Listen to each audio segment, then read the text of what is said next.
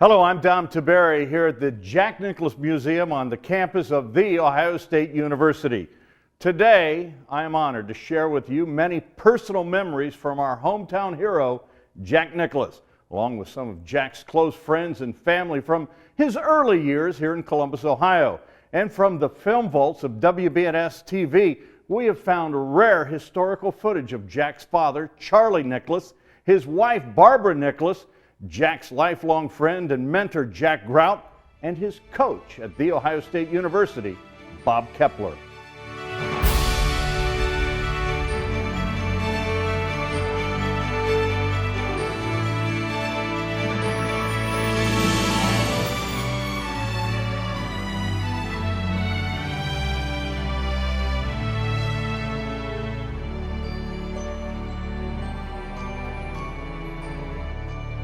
Jack William Nicklaus was born in Columbus, Ohio on January 21st, 1940 to Louis Charles Nicklaus and Helen Shaner Nicklaus. Charlie Nicklaus was known as much for his warmth and good humor as he was for his commitment to family and friends. Young Jackie, as he was known, and his father were especially close. My dad was out in front, and then he introduced me to everything. He spent a lot of time with me. You know, I was, my sister, I think, got the short end of that deal, and but because Dad just really lived his life around what I did. Now, I was on the football team at Ohio State, and I'd go into their drugstore, Charlie Nicklaus's Drugs, Nicklaus Drugs it was called, on Chittenden and High, and I got to know Charlie quite well. And in fact, I reported Jack for stuffing his pockets full of candy the first time I laid eyes on him. He was going up and down the candy aisle, and I walked over to the cash register to a relative of Charlie's. I said, "Nell, there's a boy here stuffing his pockets full of candy." She looks over, she says, "Oh, that's Charlie's boy Jack," you know. And that's the first time I laid eyes on him, you know. Of course, he was quite feisty. He was full of himself in those early years. 1950s was a good time. We had a wonderful family, and we spent a lot of time at my father's drugstore and with our friends. And actually, our friends wound up at the drugstore with us. And Jack and I both worked at the drugstore. A lot of the people who worked for my father were considered family. Remember when I was a kid, about the 6th grade, I was the slowest kid around. I couldn't run at all. And he used to, he used to run me to the movie theater, and I mean, even on his broken ankle, he'd be running, and so forth and so on, and trying to get me to drink. And he finally convinced me to go out. He says, "Well, why don't you go run track next year?" I said, "Learn how to run." So I ran. So I went out in the 7th grade and I ran track, and I ended up being the fastest kid on the team. And and so he sort of kidded me into things and goaded me into doing things, and then I wanted to do them.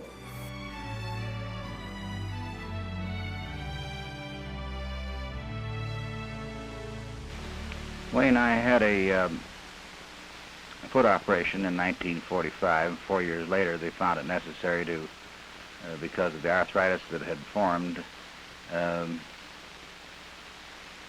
to perform a bone fusion. And in this bone fusion, the prescription was to walk on soft ground about 2 miles a day. And Jack at that time was 10 years old. And I couldn't make a game up myself with the other fellows, so I would go out late afternoon, and Jack and I would walk along, and he would hit balls, and I would walk maybe a hole or two and sit down, and he would keep on going and then come back, or we would sit and drive balls. But it was this time that Jack Grout saw that he felt like he had a lot of natural coordination, felt like that he maybe could do something with him because he was so enthusiastic about it, and so he took him over from then on. I remember the night they carried him in to the house. I mean, they literally carried him into the house, and his ankle was like a balloon. And then they didn't find the break for 4 or 5 years. And by the time they found, I mean, he had had trouble with it, just never healed. And then 4 or 5 years later, all of a sudden they got down there, it was full of arthritis, bone spurs, everything. And they just cleaned it all out and fused it. And the first fusion didn't take, and then they did it again. The second fusion didn't take. And finally, after the 3rd time they did the operation, Judd Wilson was orthopedic surgeon in town, the university's doctor. Judd says, he said, Charlie, he says, you're going to have to do something again. And so he took up golf, and that's where he took me along. He's always been very focused. He was watching TV, you couldn't get his attention. And if you watch his career, you can't get his attention. Watch those eyes, the intensity in his eyes. He's ready to take a shot. He's got it.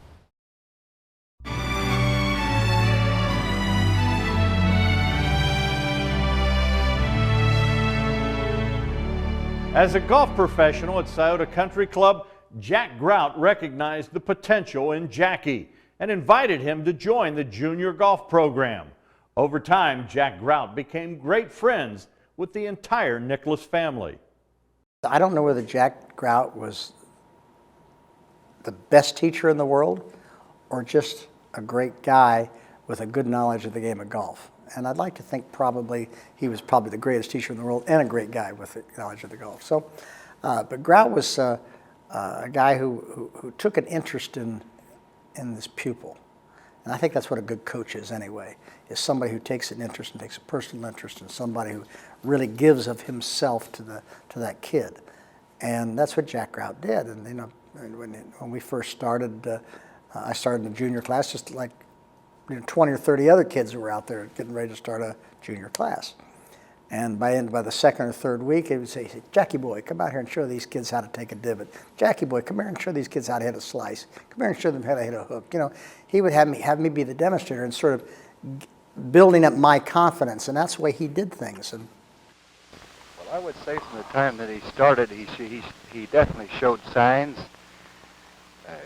I would say chiefly through his great ability to knock the ball a long ways.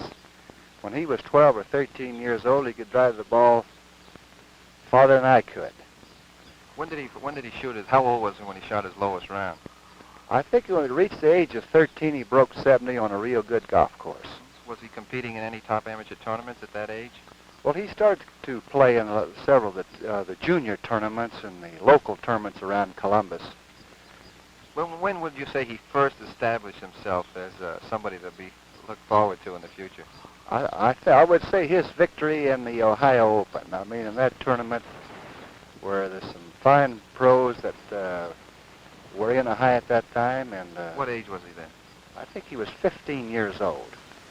And I think in one round he had a 64, broke the course record. In those early years, he practiced night and day, you might say, and even in the wintertime they had a canvas thing with some heat to it where he would hit balls out. And when he played, if he made a bad shot here and there, he'd walk in to tell Mr. Grout what it was all about, and they'd walk back and they'd go over the bit. You could see he was something very special. my dad's bill from Scioto would come home and there'd be a bill on there for 200 buckets of balls over a month. And I said, where in the, how, and in those days, it was, I think, 45 cents a bucket, something like that. And then I started taking private lessons, and there were some bills on the, private lessons and all these lessons. And then after about a year, the bill for the balls stopped coming.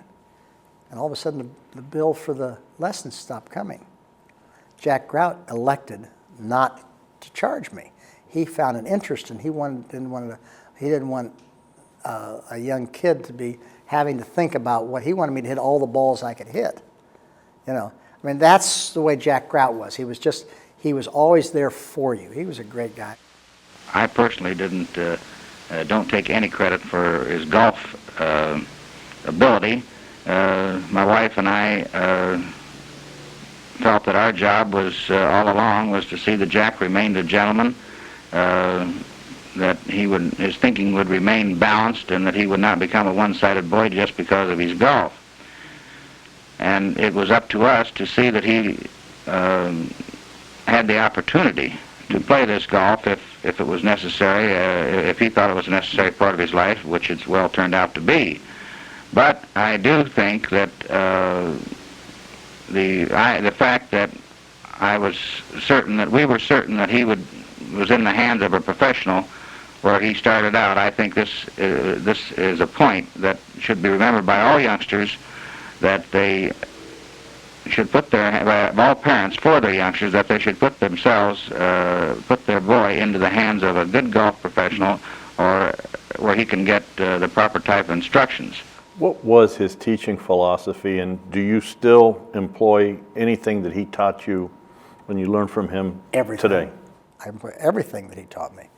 I still do. If I would start a young kid, I'd do it exactly the same way he taught me.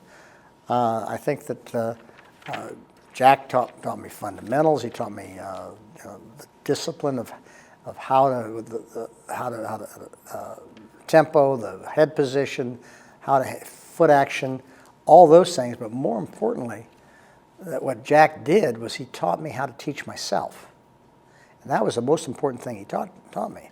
I mean, during my career, Jack Grout never one time ever stepped foot on a practice tee. I mean, the guys today are out there all the time, and not one time did he do that.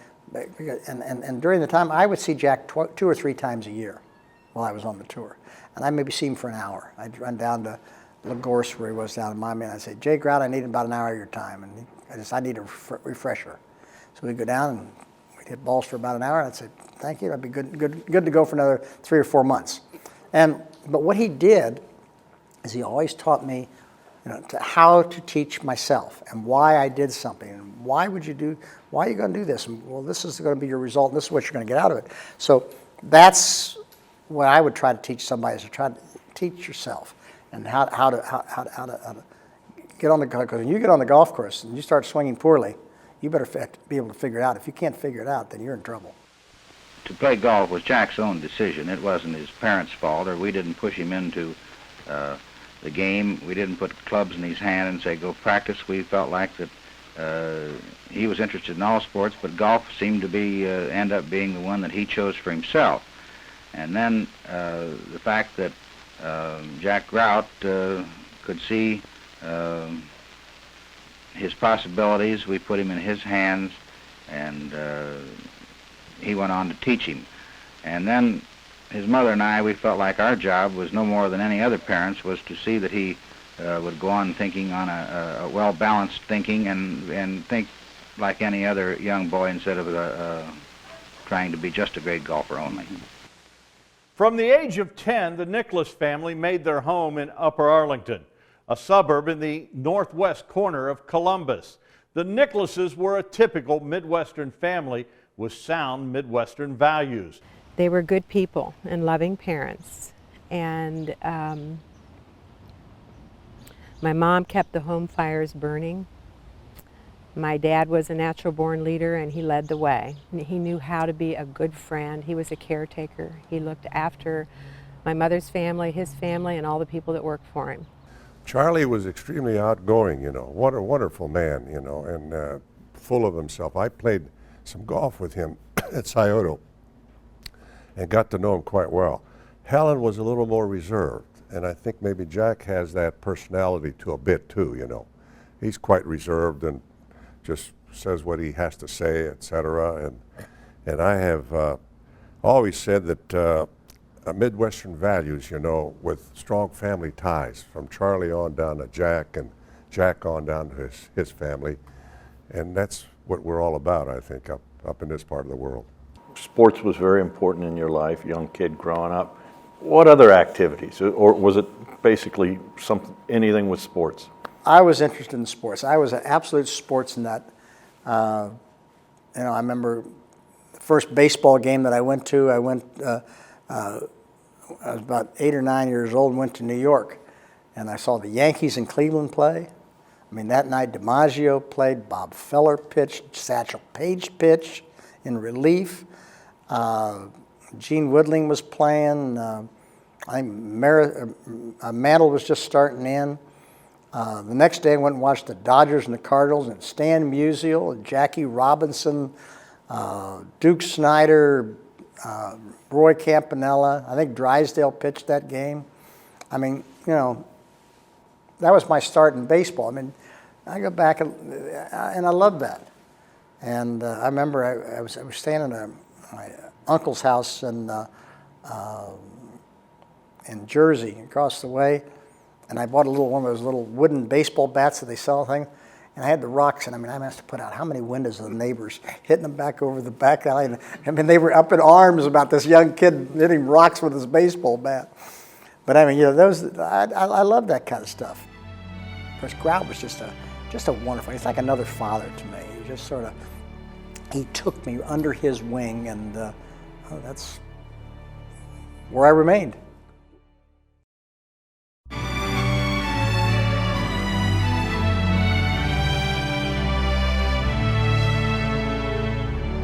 One of Jack's biggest supporters was Woody Hayes, who lived a block and a half from his dad's pharmacy. Woody became a close friend of the Nicklaus family. Dale Rose was an Arlington football coach at the time, and I was a freshman going into school, and Dale wanted me to play football. He stopped into the store to see me and asked if Jack was home. I said no, that he was in Cincinnati trying to qualify for the National Amateur. This was when he was 15 years old. And my dad had played professional football, so my dad really wanted me to play. And I qualified, and I decided not to play. And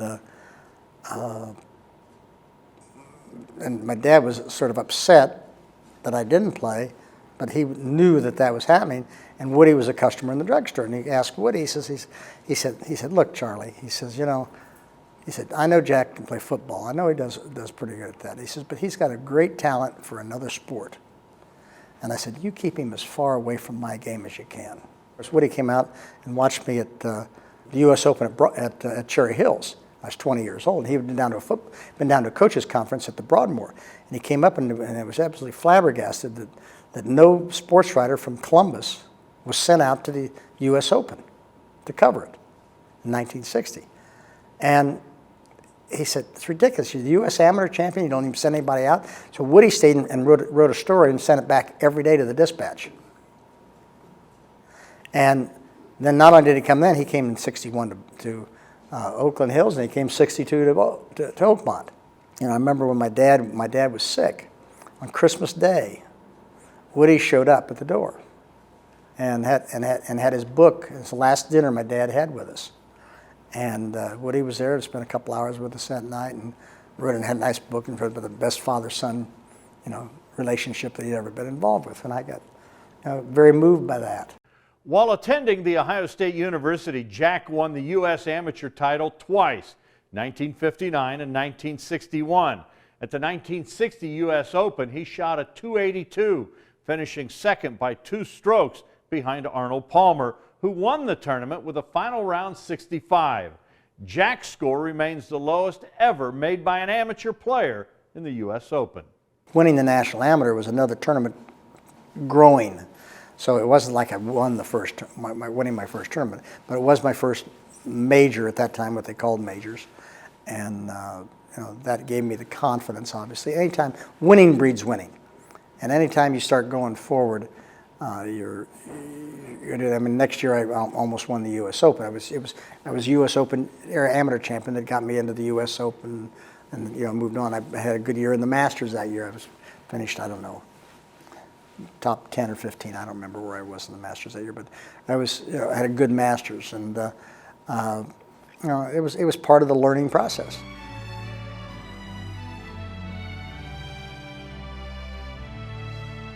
There's an old story about my dad going to the Ryder Cup matches in 31. He was like a 17-year-old kid, maybe he might have been close to 18. He was that year, and when he went into the parking lot, they thought he was Bobby Jones. He sort of parted his hair down the middle, and he had the hair going back, and they said, "Oh, Mr. Jones, come in here." And they brought him right into the clubhouse, and he didn't have a clue what they were talking about. All of a sudden, when he got in, he realized that they thought he was Bobby Jones. Well, I mean, obviously that was very flattering because he had come out to the matches to watch the matches. Jones wasn't obviously playing in the Ryder Cup matches, but he was. That's what they thought. And he had watched Jones win at Saturday when he was just 13 years old. And so, you know, my dad had always had an affinity for Bob Jones. Jack was the youngest qualifier, along with Bobby Jones, at this age, the youngest to ever qualify for the National Amateur. And Bobby Jones was sitting on the 18th green when Jack was finishing up a practice round the Sunday before. The tournament was to start on Monday. Jack's ball came to the green, and he evidently was the first one to have reached that green in 2 all day long. And Bobby Jones sent a reporter to get him, to ask him to come and see if he couldn't talk to him, and he found out it was Jack. This made him much more interested because of the similarity and the parallel in their careers up to this point. And he asked Jack and I both to come, and we talked for a while with him, and at this time he said, "I'm coming out tomorrow to see you play, Jack." And of course Jack didn't sleep very well on this, so this Bobby Jones more or less had been his idol all of his life on golf, and winning the Open, it's out in 1926. So Jack was a little bit nervous, but had played pretty well up to this point, and was leading Bob Gardner, who was later a teammate of his on the World Amateur team at Marion. I first met Bob Jones when I was 15, and my first U.S. Amateur I qualified, and he was a speaker at the banquet, and he came out and watched me play. And made me very nervous, obviously. I went bogey, bogey, double bogey the 3 holes he watched me, and he told me, "I don't think I'm doing Jack any good," and he left. But then he came to Scarlet in 1957 when I won the JC Juniors there, the National Juniors, and he was there at the watched a little bit of that play and so forth. And then, of course, when I first qualified for the Masters, when I was 19 years old, he invited my father and me down to his cabin. And we came down, and that became an annual thing. Every year we'd go down, we'd talk with him, and I'd listen to his stories, and he'd tell me about the game and how he had prepared and what Sterling Maiden had taught him and so forth and so on. And he, it was very, very interesting to me to have that kind of a relationship with a gentleman that at that time was in a wheelchair, but still would be willing to talk about what happened, and he was very interested in my future. I remember when I won the Open in '62, I got a letter from Bob Jones, and he said, "When you hold that putt at 17, he says, I jumped right out of my wheelchair." Now, obviously being facetious because he couldn't, but that was the way he would phrase got excited about me knocking it. I hit a putt coming down the hill about 4.5, 5 feet. That just rammed it right in the back of the cup. I mean, it would have gone 8 feet by if it hadn't gone in the hole, but it kept me right in the tournament. In 1959, Jack made his first trip to Scotland as part of the Walker Cup team that defeated Britain. When I qualified for the Walker Cup team in '59, I said, I must be one of the 12 best amateurs in the country, because that's what it is, supposed to be the 12 best amateurs in the country. And then later that year, I won the U.S. Amateur. And I was ranked number 1. And I'm sitting there and saying, come on now, I can't be the best, but maybe I am, And that's the first time I ever really thought much about the game of golf being that serious. And then I almost won the U.S. Open the next year, and I said, maybe I'm better than I think I am, I never really worried about it, and I never put any pressure on myself to try to excel at it. I mean, I didn't have to. I spent all my waking hours playing any sport I ever played, and there wasn't any more. I just enjoyed playing. It was fun, and when something's fun, there's no pressure to it. At what age did you realize, wait a minute, I got something going here? Did golf become a serious pursuit, do you think? Well, probably not until I was about 19. Golf was, I still played other sports. Not that I went to Ohio State because I wanted to go to Ohio State. And I could have gone to a lot of schools with golf scholarships, but I didn't get a golf scholarship to Ohio State. I wasn't offered one. I didn't care about one. And kind of funny, people will get a big kick out of this. I won a $1,000 scholarship when I was runner-up in the JC Juniors in 1956. And I won another $1,000 when I won it in 1957. I went to Ohio State. That $2,000 scholarship took me through to my second quarter of my senior year for my books, tuition, room, and board. How's that? When he was 12 years old at Toledo, playing in the Ohio Junior. And I came upon the course, and Jack walked over after the hole was played, and he just proceeded to have a bogey. And he says, "Dad, every time you come on the course," he says, "I have a bad hole." And I says, well, you're going to have a lot of bad holes from now on then, because I says, if you're going to play golf, I'm going to watch. And I says, you might as well get used to all of us coming out and watching you.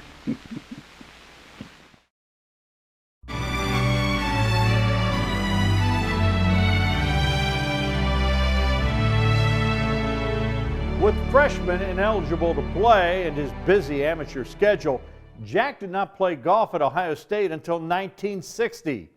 Jack's coach at Ohio State was Bob Kepler. What was it like for you, Bob, to have a man of Jack's qualifications come out for golf with your team? Had you ever had anything like that before in your experience? Nothing like Jack Nicklaus, and it was a little bit of the pupil coaching the coach, really, and Jack had a tremendous influence on our whole team, on every individual, and they all worked a little harder to try to uphold Jack, so to speak, and the Ohio State team. The Buckeyes won the Big Ten Conference title in 1960 and again won the team title in 1961, with Jack winning both the Big Ten and NCAA individual titles. Well, Jack was playing with kids that weren't quite his equal, we'll say, and he had trouble getting up for the matches, and I used a little psychology on him on a couple of occasions. For example, at the Big Ten tournament in 1961, I told Jack that if we were to win the team championship, he would have to spread eagle the field. And I got him serious for 4 rounds of golf, and he did exactly that. I think he won it by 23 shots, and we were able to win the team championship. Then again at the NCAA championship in 1961, Jack had just come back from the National Open at Oakland Hills, which he had almost won. And of course, naturally, it'd be a little letdown to go right into a college tournament. But after he and Mike Podolsky had qualified and they were in opposite brackets, I sort of had a hunch maybe that Mike could get in the finals, and also Jack if he'd work a little bit. So I told Jack, Mike says that he'll meet you in the finals Saturday if you can stick around that long. Well, Jack looked at me real serious, and he said, did Mike say that, or did you say that? But it got him a little bit serious, and he went on, and they were in the finals together. So, Jack, you're at Ohio State. You're going to school. You're playing golf. Was it hard to squeeze all that into the schedule? Finally, it got more than I could do. Was school and trying to earn a living, trying to play as much golf as I was trying to play, and it's just, so I was doing all right financially from that standpoint, even though I was still a student, but I really wasn't being able to get to golf where I started to get to. I was starting to find out that, I've got an opportunity to really do something special in this game, and I wanted to be the best I could be. I always wanted to be the best I could be at everything I did, and the only way I could do that is to play against the best. And to play against the best, there's only one place you had to go, and that's to the tour. So that's what I did. The decision to turn pro was far more complicated in the early 1960s than it is today. If a player's good enough today, the question is not why, but when. Jack's father hoped he would remain an amateur and pursue Bobby Jones's records. But Jack wanted to be the best golfer he could, and that meant playing against the very best golfers in the world on the professional tour. He proved to himself and to his father that by finishing second in the National Open in Denver, plus playing very well against the finest players in the world that summer, and finishing well up in the money. In other words, he was an amateur at that time, and he couldn't receive money for playing in these tournaments, but I know that he did finish well up in these big tournaments, and he proved to himself that he could compete with the great pros. Plus, he got married the same year, and the following year he had a child, and in this day and time, it takes a lot of money to compete in these tournaments, and he wanted to pay his own way. It got to be a situation where I had to make up my mind what I was going to do with the game of golf. And the game of golf was something that I wanted to pursue, and one that I wanted to be the best I could be at it. And the only way I could do that is to play against the best. And so I found it increasingly difficult for me to prepare myself properly for amateur tournaments because I had my mind beyond them. And so when you have your mind beyond that, I think you've got to go for what's there. As an amateur, Jack played golf only as part of his life. He felt like he had to take care of his family. He was in school, and he had to play golf along with this. Now, as a pro, he's into this business of earning a living and doing the same things for his family, but it's all been a thing that has made his concentration intense upon the golf course. I believe that he's much more serious with his golf now than he was as an amateur, and I believe that the wins that he's had on the circuit, these big wins, have made him a more relaxed person, and I think that he now will relax that intenseness or this business-like manner that he's had for so many years. Once he stepped in the arena, so to speak, the golf course, he was so much imbued what he had to do that he didn't know what was going on around him, except he knew what he had to do as far as shot-making ability. And I believe Tiger has that same ability right now, the concentration level.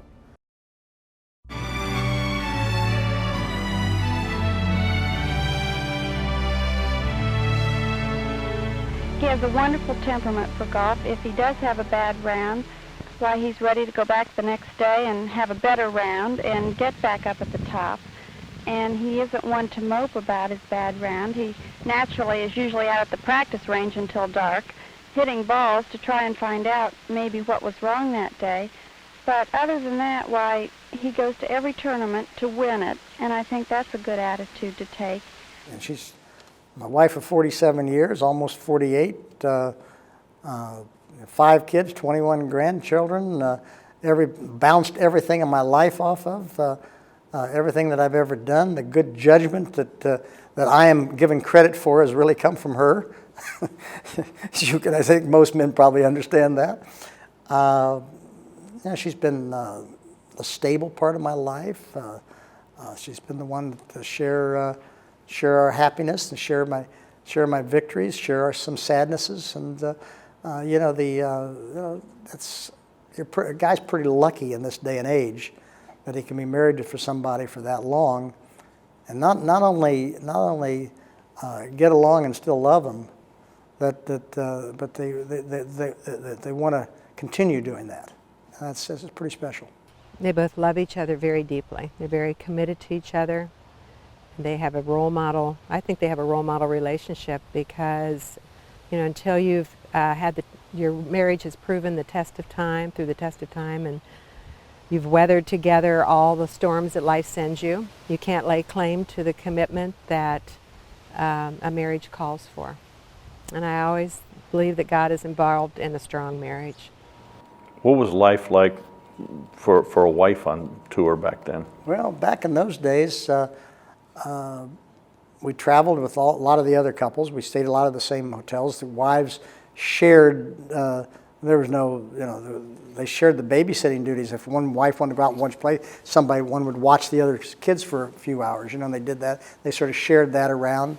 I remember traveling in the back of a car with a diaper pail. Kids today don't even know what a diaper pail is. I mean, you used to take your diapers and wash them. Man, did those cars stink. And, you go through all that stuff. We did that for a couple of years, and finally, I ended up started. Arnold had an airplane, and I finally got an airplane in 1964 with an old Aero Commander, and it made life a lot different. We were able to get to different places, and then we'd fly one area, and then drive the area, and then we'd fly wherever it was, and. It was just it was much different than it is today. we really have become a very friendly group. Most of the girls are wonderful people. We travel together every week. I guess they kind of call us the traveling gypsies, but it's not like traveling and not knowing who you're going to see, because you're with the same girls each week, and we've made some wonderful friends, and most of them have children, and there's lots of children the same ages as ours. So we've really enjoyed traveling and meeting all these people. Jack, Barbara's always been known for her charitable work. What do you think inspires her? Well, I think Barbara's, Barbara comes from a very modest background. Her father was a math teacher at South High, and matter of fact, her father taught my dad math. And he's in the Columbus school system for, 40 years or longer. He probably never made more than $6,000 a year in any year that he taught. She never wanted for anything. She says, I had as many nice sweaters as the next girl. I had as many nice pair of shoes and so forth and so on. And $6,000 a year. He saved $1 a week for her wedding. And when she got married, her father paid for the wedding and the reception at Scioto on $1 a week. I think it's she was brought up in a very modest way, and I think that she really feels that other people are less fortunate. She wanted to help, and she's been very fortunate in what she's been able to accomplish with different things. And she's smart. She knows how to get involved with things and knows how to accomplish. And she's certainly not lazy by any means. That's the last thing she is. So she wants to be involved. She wants to help. She wants to be there. She loves kids. But we decided early in our life that we wanted to, if there's anything we wanted to do, is we wanted to be involved with what kids would do. And that's why the Children's Hospital here in Columbus is involved with the Memorial Tournament. It has been since day one. That's why we've started our Nicklaus Children's Healthcare Foundation in Florida. And that's benefiting a lot of kids down there. Right now we're donating to a lot of different programs throughout the area. Los Angeles, California finished 50th in your first professional tournament. You won $33.33. I always wondered who got the extra penny. What do you remember? That was a modest start? That's a modest start. I said, you can you can buy an awful lot for $33, can't you? I know Barbara did an article for Sports Illustrated, and then she did a sort of a diary around, I think of that year or the next year, and I think she got paid $2,000 for that thing. You know that I'm still buying things for the kids with that $2,000. She says, "Oh, I'll just take it out of my Sports Illustrated money." So she's been getting away with that for 45 years. Jack's 1962 U.S. Open victory at Oakmont was his first professional win and gave him a lifetime exemption on the PGA Tour. This was the event that started the storied rivalry with Arnold Palmer. What I looked at it is that I was the next step of my career. I mean, I won my first professional tournament. The first professional tournament was the U.S. Open. And I'd felt like the two previous years I'd come very close and finished second and fourth at Cherry Hills and Oakland Hills. And that we now got that first one behind us. It's time to go get some more. And Arnold was the man to beat? Well, I guess Arnold was the man to beat, but I never looked at golf that way. I always looked at that I was the man to beat. And what I meant by that is that the only person who could control me was me. And if I didn't play well and I didn't do well, it didn't make any difference what anybody else did. So it didn't make any difference whether it was Arnold or Gary or anybody else. I'm the one that had to control that. So I always looked at if I'm playing, I go do my best. If somebody beats me, okay, fair enough, go shake his hands, congratulations, you played better than I did. But the only person I can control is myself. And in that particular year, obviously it was in Arnold's backyard. I didn't even know that. I'm a 22-year-old kid. I know Arnold Palmer was from Pennsylvania. I wouldn't know he was from Pennsylvania or Kentucky or California. I didn't know. And you know, I go over there, and of course it's, and everybody talked about the galleries. I never even heard the galleries. I was a focused, single-minded young kid who wanted to go win a golf tournament that he thought he should have won 2 previous years.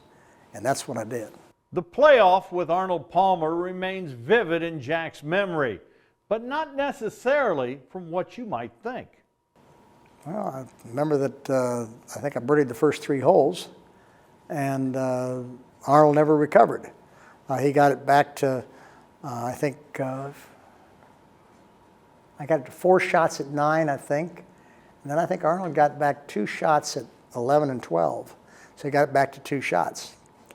And then probably the most historic thing in my life happened on the next hole. And I had a 25-foot putt. And I got the film on December 8th that year of that putt. And on that putt, Jack Nicklaus hit a putt, reached down, picked up a cigarette, put it in his mouth, had the cigarette hanging out of his mouth, and tapped it in the par putt. And I looked at that and I said, that's the worst example for youth that I've ever seen. I never smoked another cigarette on a golf course again. So that U.S. Open was more than just that, but from a health standpoint, it changed my life.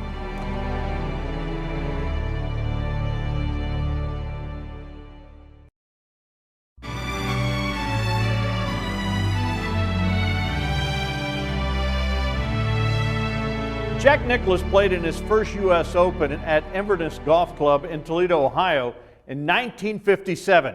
He was just 17 years old. He played in his last Open at Pebble Beach in 2000 when he was 60 years old. He never missed the Open in that span, a run of 44 straight years. You know, I think at any time you have your name on a record book in probably the world's biggest championship, at least in my opinion, since I'm American, that's pretty good. It's usually set up traditionally very, very difficult. I loved USGA setups.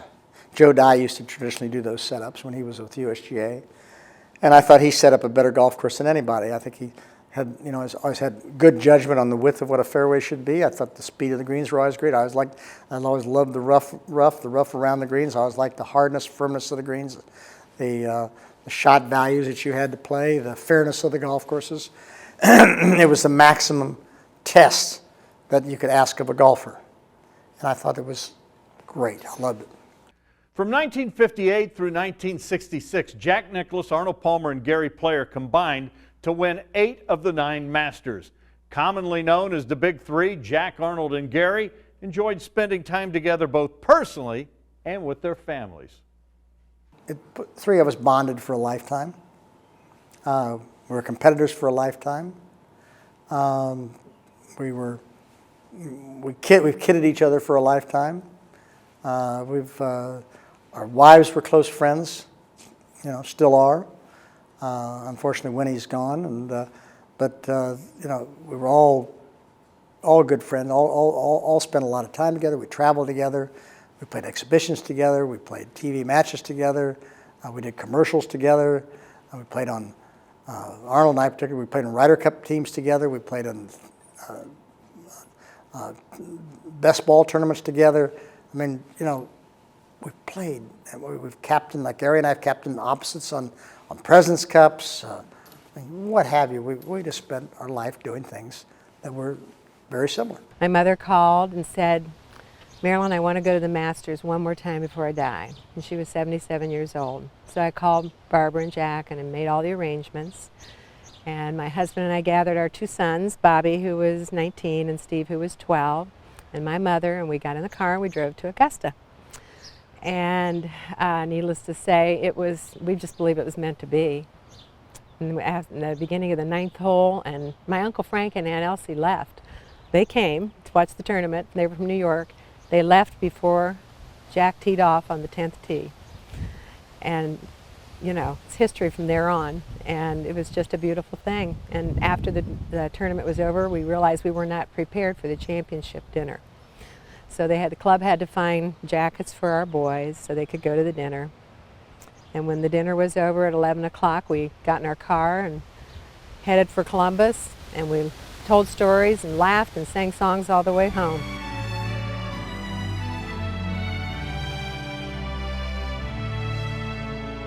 Well, the memorial tournament is something that I've started. It's something to bring golf back to the city of Columbus and Central Ohio area. It's something that benefits a lot of charities. It brings the community together. The volunteers, the people that give of their time, the amount of money that it brings to the community, the quality of golf that is seen here on a quality championship facility, the